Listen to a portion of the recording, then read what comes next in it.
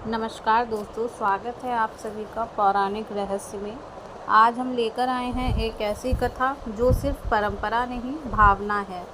एक ऐसा रिश्ता जिसमें प्रेम है, आशीर्वाद है और अमर विश्वास है। जी हाँ, आज हम जानेंगे भाई दूज की वो अद्भुत कथा जब यमराज भी अपनी बहन यमुना के प्रेम के आगे झुक गए थे और दिया था ऐसा वरदान जिससे हर भाई सदा सुरक्षित रहे। तो आइए जुड़ते हैं इस पवित्र कहानी के साथ और जानते हैं कि आखिर कैसे शुरू हुई भाई दूज की यह परंपरा। आज की ये कथा भाई और बहन के अटूट प्रेम की है। वो बंधन जो सिर्फ जन्म से नहीं, आत्मा से जुड़ा होता है।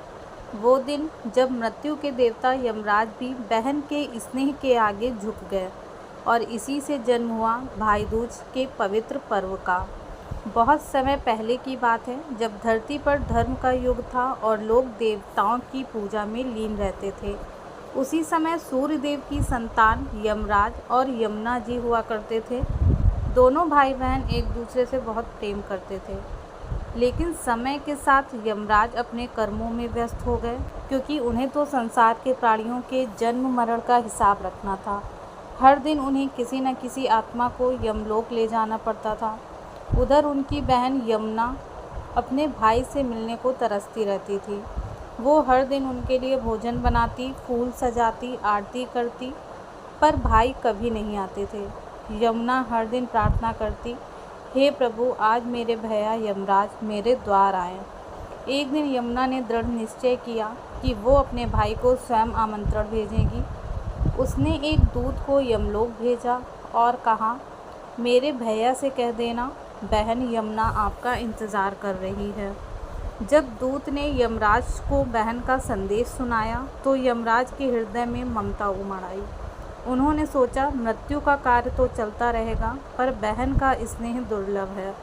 और वे तुरंत अपने रथ पर सवार होकर यमुना के घर पहुँचे। जब यमुना ने अपने भैया को द्वार पर खड़ा देखा तो उसकी आंखों से खुशी के आंसू छलक पड़े। उन्होंने अपने भाई का तिलक किया, आरती उतारी, मिठाइयाँ खिलाई और अपने हाथों से भोजन कराया। यमराज इतने प्रसन्न हुए कि उन्होंने कहा, बहन, आज तुमने मुझे जो स्नेह दिया है उससे मेरा हृदय भर गया है। मांग लो जो चाहो वरदान। यमुना मुस्कुराई और बोली, भैया, मुझे कुछ नहीं चाहिए, बस इतना आशीर्वाद दीजिए कि इस दिन जो भी बहन अपने भाई का तिलक करे उसका भाई दीर्घायु हो, यमलोक के भय से मुक्त रहे और उसके जीवन में सदा सुख समृद्धि बनी रहे।